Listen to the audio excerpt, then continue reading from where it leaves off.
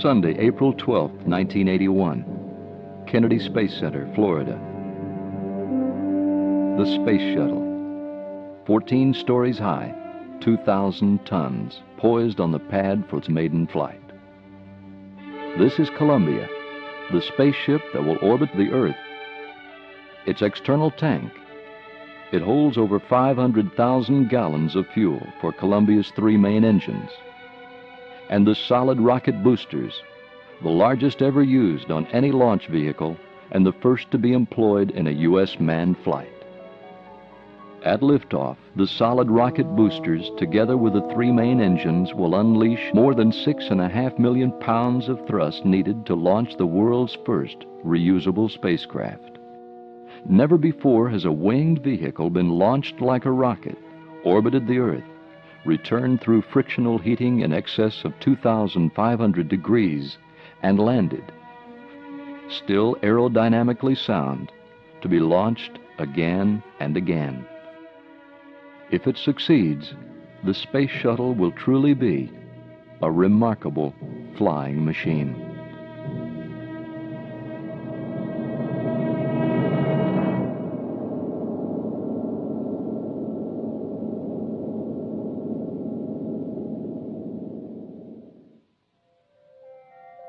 There are many other goals to be reached during the 54.5-hour mission that lies ahead. 144 test objectives are planned for the flight. These objectives could not be achieved without an astronaut crew. The commander, John Young. The pilot, Robert Crippen. Young has already been in space 4 times for a total of 533 hours. He is the most experienced astronaut flying today. Although Crippen has over 4,000 hours of jet aircraft flying time, this will be his first time in space. The astronauts make their way across the access arm toward the shuttle in the pre-dawn hours before launch. An American spaceship has never carried a human crew on its maiden voyage. At the Launch Control Center, 3 miles from the pad, final steps are being completed in the countdown. Final preparations are also being made in the Mission Control Center in Houston, where control of the flight will switch once the shuttle clears the tower. There has not been a manned launch from Kennedy Space Center since the Apollo-Soyuz test project in July of 1975. With this launch, Young and Crippen, launch controllers at the Cape, and flight controllers in Houston will experience the most dynamic, fast-paced series of launch events ever undertaken in the space program, all in less than 9 minutes. The most challenging ascent profile ever to be flown by a space vehicle. Photographers, film and television crews, plus newspaper and magazine writers from around the world, nearly 2,700 of them are here to cover the launch. In addition, approximately 600,000 spectators line the coastal area near the Kennedy Space Center. Arriving by every mode of transportation, they have come from every state in the Union and many foreign countries. The promise of a rebirth in America's manned space program and the dawn of a new era in space transportation awaits. 14, 13, T-minus 10, 9, 8, 7, 6, 5, 4. We've gone for main engine start.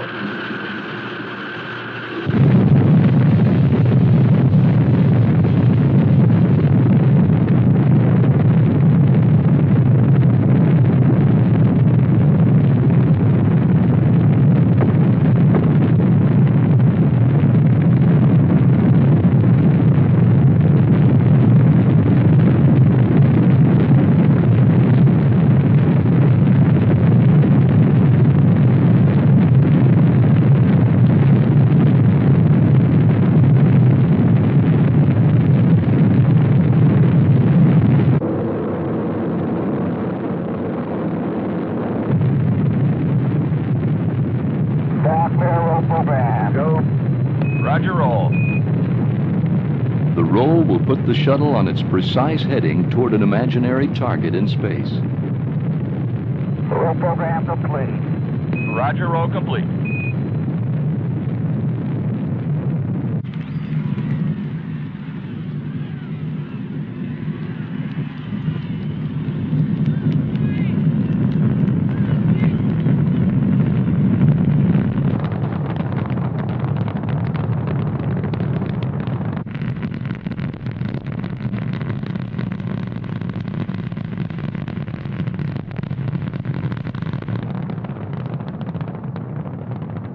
Status, Fido. Go. Booster. Go. GNC. Go. Eagle. Go. Go at 40, Capcom. Columbia, Houston, you're go at 40. The shuttle is now 40 seconds into flight.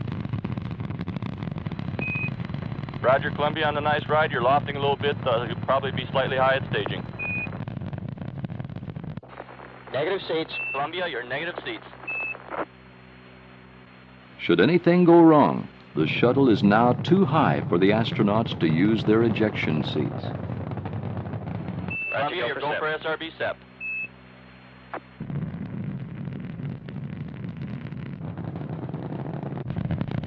We see SRB SEP flight.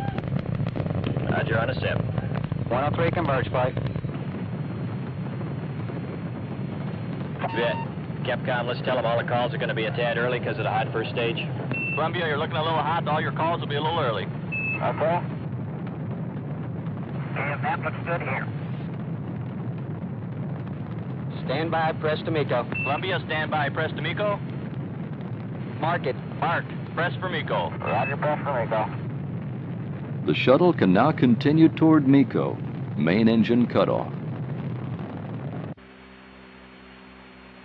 They like the VAP, Eagle. ECOM. Let's go, flight. Capcom, VAPs go. Stand by, negative return. Columbia, stand by for negative return. Mark it. Mark. Negative return. And your VAP is good. Outstanding. Sure is. We can confirm it. Oh, what a view. What a view. And single engine rotor flight. And Columbia, your single engine rota. Columbia can land safely at the Naval Air Station in Rota, Spain, even if 2 of the 3 main engines should fail. Right now, the engines are generating over 42 million horsepower.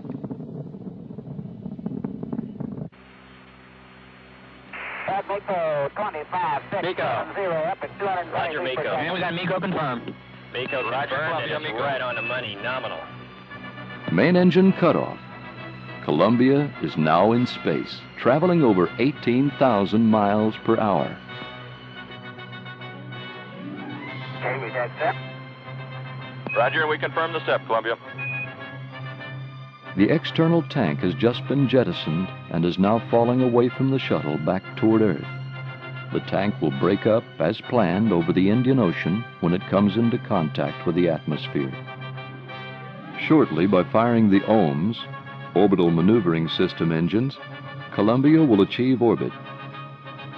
Then one of the most important tests of the mission will be attempted, opening the payload bay doors. The doors must be opened before the end of the 6th orbit to expose the space radiator cooling system. If the radiators cannot be exposed, heat collected from the onboard electronics cannot be released, and the astronauts will have to return home. The OMS burns are successful. Columbia is now in orbit, circling the Earth at an altitude of approximately 150 miles. The payload bay doors will now be opened. Okay, the port door's coming open now. Roger, copy. Well, you are missing one fantastic sight. Boy, that is really beautiful out there. We appreciate those updates.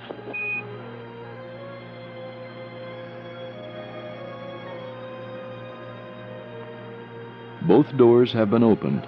The radiators can be deployed to begin dissipating the heat. The doors are all opened up and hunky-dory. Glad to deploy it right on time. And the radiators look good. Okay, We want to show you our own spots here. We do have a few tile missing off of both of them, off of the starboard pod, 3 tile and some smaller pieces, and off the port pod, looks like I see 1 full square and looks like a few little triangular shapes that are missing, and we're trying to put that on TV right now. Roger, Crip, we can see that good.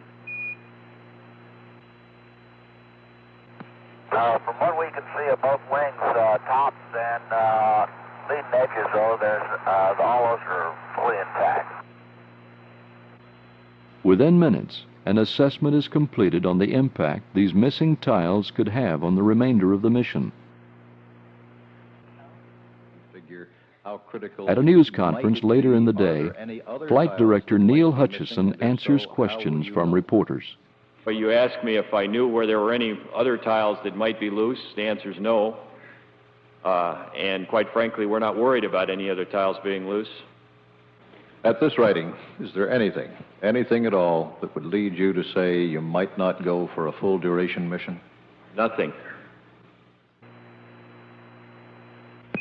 Columbia, Houston, you guys did so good, we're going to let you stay up there for a couple of days. Your gopher on orbit. Spacecraft must go for on orbit. This thing is just performing just outstanding. Roger, we agree with that. And Columbia, Houston, just for your information, you dropped those SRBs right on target, and they were floating just the way they ought to be, and the boats were getting ready to fish them and bring them back. Okay. The ride that they gave us was pretty neat. The solid rocket boosters, which separated from the Columbia as planned 2 minutes 11 seconds into the flight, landed on target in the Atlantic Ocean, 151 miles downrange from the launch site. After being towed back to Kennedy Space Center, both boosters will be refurbished and used again in a future shuttle flight. The 3rd and 4th OMS burns are also successful, raising Columbia's orbit to an altitude of approximately 172 miles. For the first television transmission from inside the spacecraft, the crew will give a status report on the mission. The flight so far has gone as smooth as it could possibly go. We've done every test that we're supposed to do, and we're up on the timeline, and the vehicle has just been performing beautifully, much better than anyone ever expected to do on a first flight, and no systems are out of shape.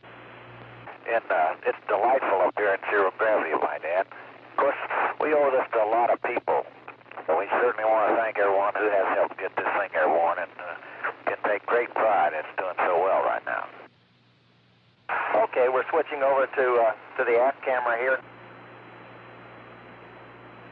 I'd like to echo John's words as I usually do.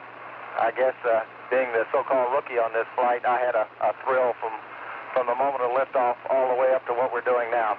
It's really been super. The spacecraft has worked as advertised all the way along. I think we've got something that's really going to mean something to the country and the world. This vehicle is performing like a champ, like all of us that have worked so long on it knew that you would. Okay, sir, we appreciate those comments. I guess that does it. That was a good time, and I think you must have practiced. We're just about to lose your ghost song. Just accident. Just accident, says Robert Crippen. None of the other events of the day have been accidental. Every test, liftoff, SRB separation and recovery, ET separation and impact, 4 OMS burns, payload bay door latch opening and closing tests, radiator latch deploy and stowing tests have all been successful. I guess we owe you guys one super attaboy for today. This is fantastic. You worked through a pretty long, hard day, and you're essentially right on schedule, which is going to be close to being a first for the spaceflight biz, I think, for first day activities. It's sure been fun working with you today, and we look forward to seeing you in the morning. I hope you get a good night's rest. Okay, you guys did super work today. See you mañana. Roger, thank you. See you tomorrow, guys.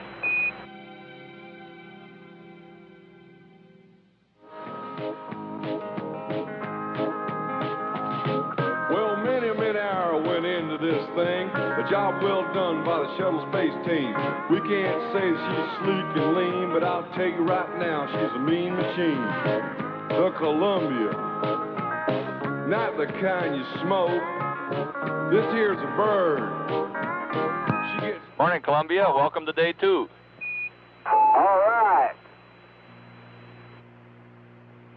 Appreciate that super wake-up music this morning. Well, we sure enjoyed it. Missing a good breakfast. Today, the astronauts will test onboard systems and also review procedures for tomorrow's landing. A test of the flight control system is conducted by John Young. The flight control system operates Columbia's aerosurfaces, the elevons, body flaps, rudder, and speed brake. These surfaces are useless in the vacuum of space, but will be essential tomorrow when the shuttle lands. This will require precision maneuverability, which the aerosurfaces provide. Payload bay door cycling tests help ensure that latching and closing procedures can also be done before entry tomorrow. As with every mission, many pictures of the Earth are taken by the astronauts. Over 500 on this first shuttle flight. Active volcanoes, cloud formations, alluvial fans, giant whirlpools over 15 miles in diameter, sand dunes 1,500 feet high, running unbroken for hundreds of miles. The high Himalayas, where mountain peaks reach 24,000 feet. And one of the most remarkable space photographs ever taken of the Earth, an area in Iran exposed to wind erosion, which has resulted in these breathtaking silt and sandstone formations that look more like a painting than a desert. After lunch on the second day, the astronauts receive a phone call from the Vice President of the United States, George Bush. How's it going up there? Everything rocking along all right? Spaceship is just performing beautifully. Well, it's great, and everybody views it, I'm sure, just as the forerunner of great things to come. I think your trip is just going to ignite the excitement and the forward thinking from this country, so I really just wanted to call up and wish you the very best. We certainly appreciate it, Mr. Vice President. The crew also don and check out the ejection suits they will wear during entry. Young, Crippen, and Columbia pass every test. They are ready for the final phase of the mission, entry and landing.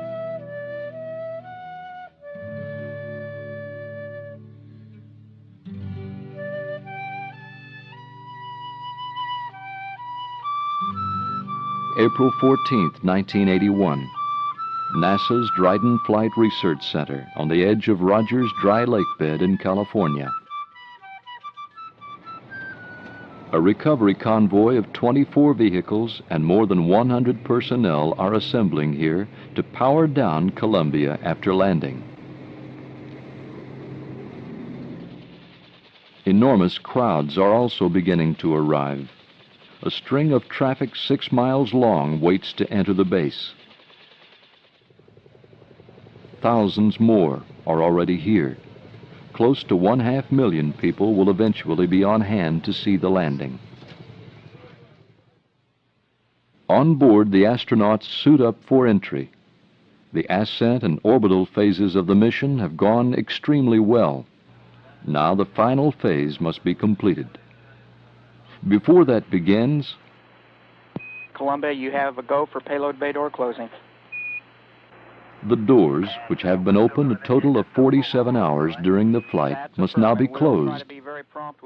Then, using the RCS thrusters, Columbia will maneuver into deorbit burn attitude, head down and backwards, fire the OMS engines one last time, and descend into the Earth's atmosphere. Nice and easy does it, John. We're all riding with you. Columbia is out of contact during the OMS burn. Mission Control will not know if this burn was successful until they are in communication with the spacecraft over Australia. It is now over the Indian Ocean on the other side of the world, but from that distance the burn must be precise, so that later Columbia will hit the lake bed target in California. Columbia, this is Houston through Yargady. We're standing by. Burn was on time at nominal residual 110. Columbia is now committed to entry. With an RCS post-burn maneuver and several firings, it is oriented to a heads-up, nose-first attitude headed toward entry interface. This is where the atmosphere begins, at approximately 400,000 feet. John, we copied, From that moment until the shuttle reaches 165,000 feet, it will be in communication blackout, out of touch with mission control for almost 20 minutes. The landing site is almost 4,400 miles from entry interface. Chase planes are preparing to take off. One will call out altitudes and check Columbia for any damage just prior to landing. When the shuttle touches down here, it will be traveling at 216 miles per hour. Right now it's going more than 17,000 miles per hour. Before it lands, it must slow down, lose energy, and it must survive the intense heat caused by traveling through the atmosphere at such a high rate of speed. Several S-turns or roll reversals are used to slow down and maneuver Columbia through the atmosphere. This one is done at 256,000 feet when it is traveling at more than 26 times the speed of sound.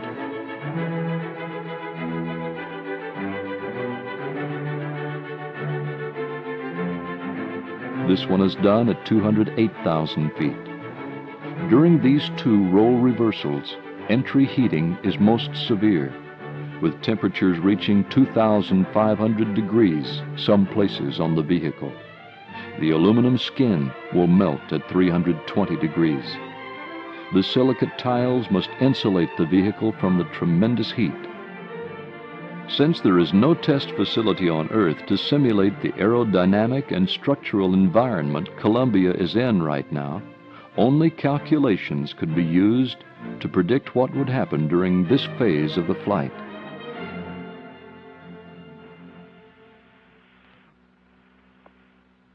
The predictions and calculations had to be right. Hello there, Houston, Columbia's here. Hello, Columbia, Houston's here. How do you read? Plan clear, and we're doing Mach 10.3 at 180 AS. And we couldn't agree more, John. Your state vector's good. We've got good data in-house. Okay. The entry trajectory, velocity, and position look good. Columbia is heading for home, now only 470 miles away. More left RCS, but okay. Right, we're showing a roll. And John, we're showing you rolling right. Looking good. Right, normal roll. We're showing him crossing the coastline flag. Columbia, we show you crossing the coast now. Right, yeah. We can go. The shuttle is first sighted at about 100,000 feet with a long-range camera from Anderson Peak, California. What a way to come to California. In flight photo, I still look perfect, right on the nominal. Roger that. Out of 112K, 4.8 Mach. We'll see you in a row. We see Del Az 21 degrees. A roll reversal is done over Bakersfield, California.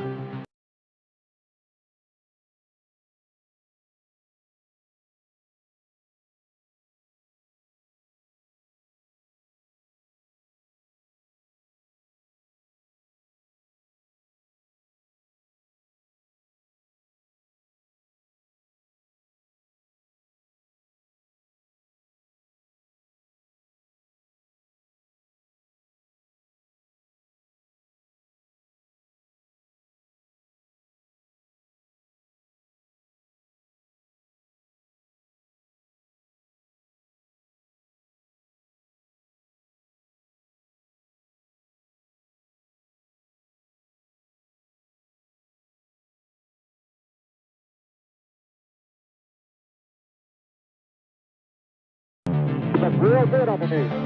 Everything looks real good. Chase reports no tile or other damage is evident underneath the shuttle. Columbia's altitude is now just over 5,000 feet.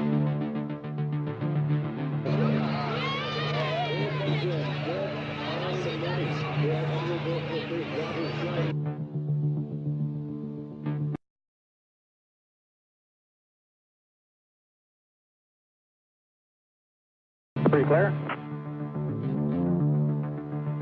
Without power, Columbia must land. It cannot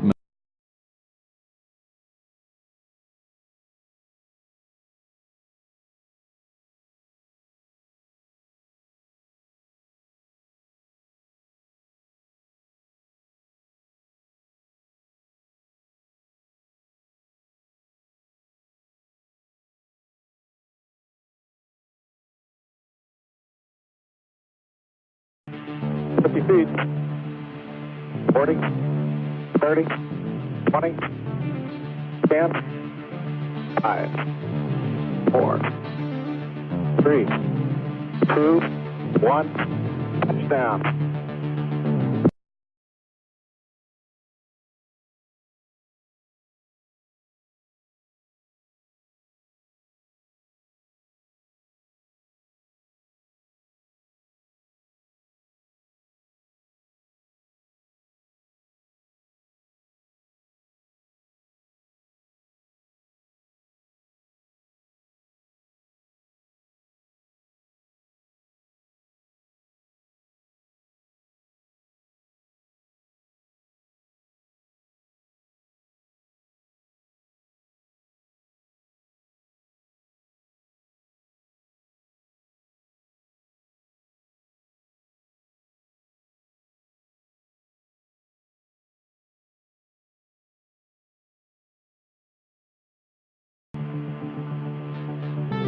Okay, convoy's on its way. Convoy on. Wheel stop on the Columbia. Wheel stop.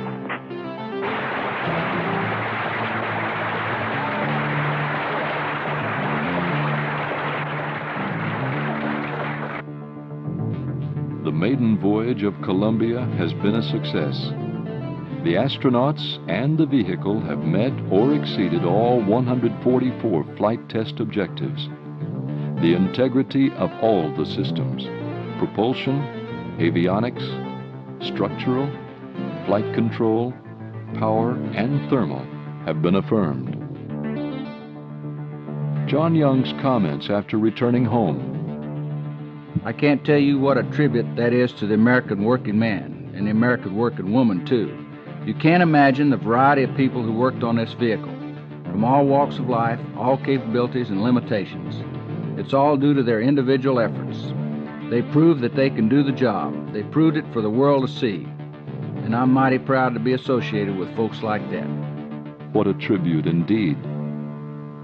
The Columbia represents an achievement in aerospace technology and development never before realized in the history of manned spaceflight. It is our basic building block for the future. It's what we've been trying to do for the last 10 years. We've got a vehicle with a payload performance that will allow us to do that, much cheaper than we've been able to do it before. It will immeasurably improve the defensive capability of the country. It will help develop space science and technology. When we get operational, the space shuttle will be able to do in 5 to 10 years what it would have taken us 20 to 30 years to do otherwise. We couldn't do it if we didn't have the space shuttle and that payload capability. And the sooner we do those things, the better off the country's going to be. A revolutionary new era in space transportation has just begun. Routine access to space. Welcome to the future.